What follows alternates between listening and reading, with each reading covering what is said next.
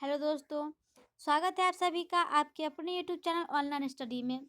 आज मैं लाई हूँ आप लोगों के लिए कुछ नए प्रश्नों के साथ एक नया प्रैक्टिस सेट जो आपके आने वाले सभी प्रतियोगी परीक्षाओं के लिए उपयोगी होगा।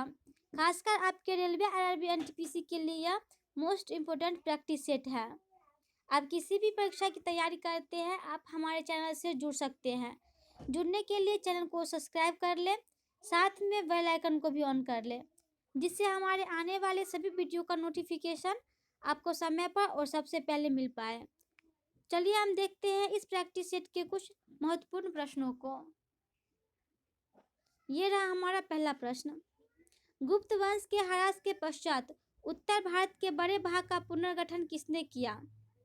गुप्त वंश के ह्रास के पश्चात उत्तर भारत के बड़े भाग का पुनर्गठन किसने किया?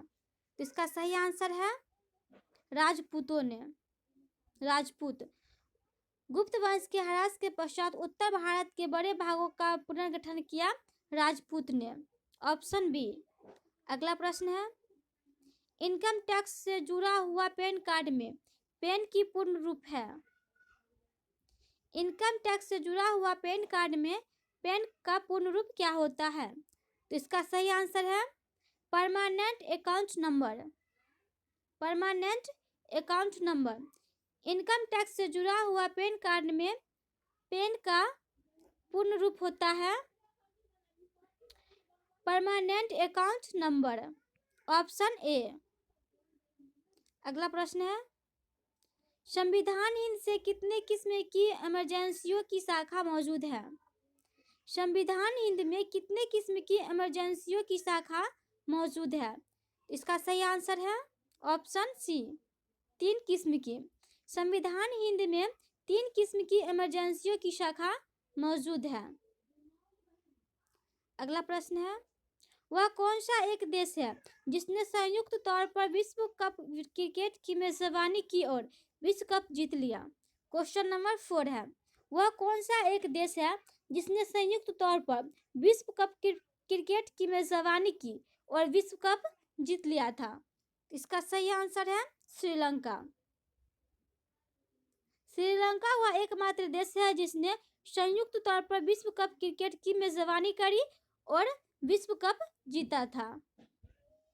अगला प्रश्न है, निम्नलिखित में से किसे फसल के तौर पर माना जाता है? निम्नलिखित में से किसे फसल के तौर पर माना जाता है? इसका सही उत्तर है इन सभी को। कॉफी, चाय, रबर, इन सभी को फसल के तौर पर माना जाता है।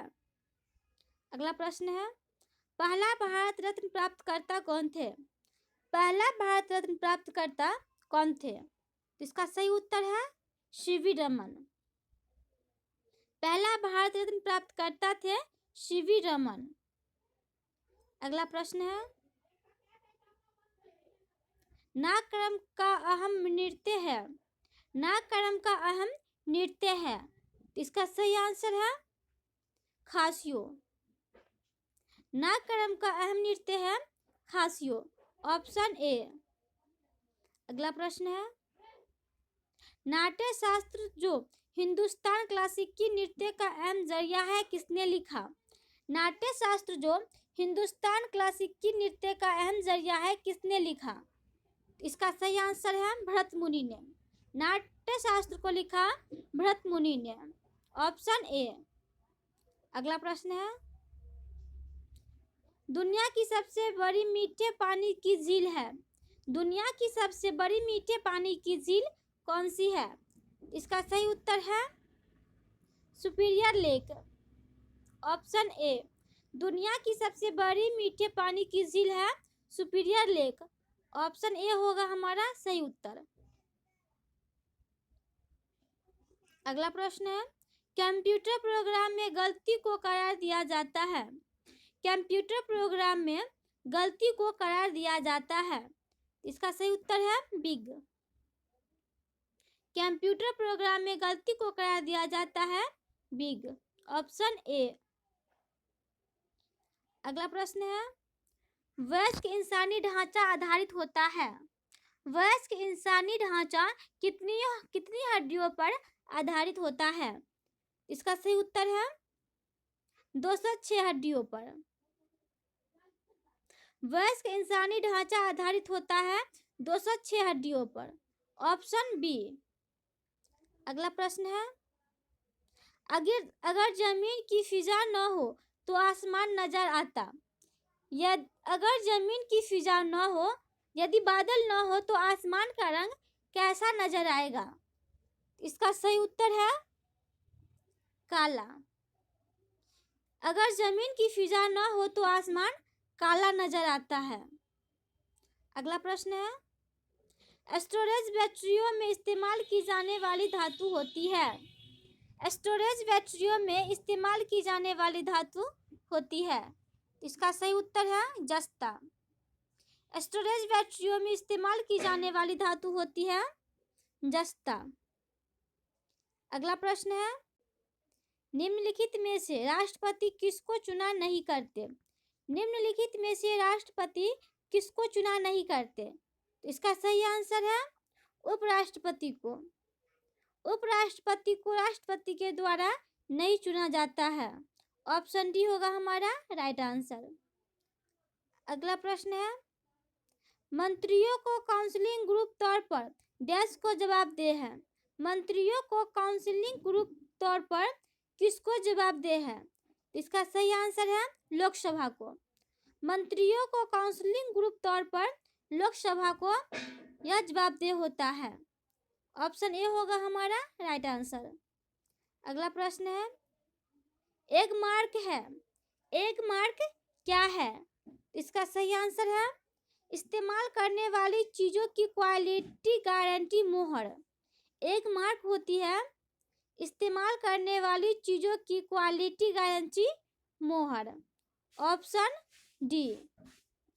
अगला प्रश्न है, इंडियन इंस्टीट्यूट ऑफ साइंस कहाँ पर स्थित है?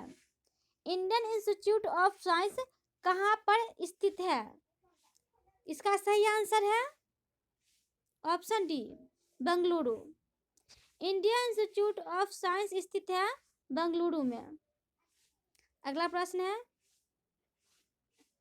क्वेश्चन नंबर 18 है, imagining India ideas for the new century नामक किताब के लेखक कौन है? Imagining India ideas for the new century नामक किताब के लेखक कौन है? इसका सही आंसर है Nandan Nilekani. Option C. Imagining India ideas for the new century नामक किताब के लेखक है नंदन नीलकेनी। Option C. अगला प्रश्न है, राजस्थान में सबसे अधिक पाए जाने की संभावना है। राजस्थान राज्य में सबसे अधिक पाए जाने की संभावना किसकी है? तो इसका सही उत्तर है ऑप्शन सी बालू की। राजस्थान राज्य में सबसे अधिक पाए जाने की संभावना है बालू की। Option C. अगला प्रश्न है, नर्मदा बचाओ अभियान सबसे पहले किसने शुरू किया? नर्मदा बचाओ अभियान सबसे पहले किसके द्वारा शुरू करी गई थी? इसका सही उत्तर है मेधा पाटकर। मेधा पाटकर। नर्मदा बचाओ अभियान सबसे पहले शुरू की गई मेधा पाटकर के द्वारा। तो ये था हमारा इस प्रैक्टिस सेट का अंतिम क्वेश्चन। चैनल पे जो नए हैं चैनल को सब्सक्राइब जरूर कर ले, साथ ही साथ बेल आइकन को भी ऑन कर ले, जिससे हमारे आने वाले सभी वीडियो का नोटिफिकेशन आपको समय से और सबसे पहले मिल पाए।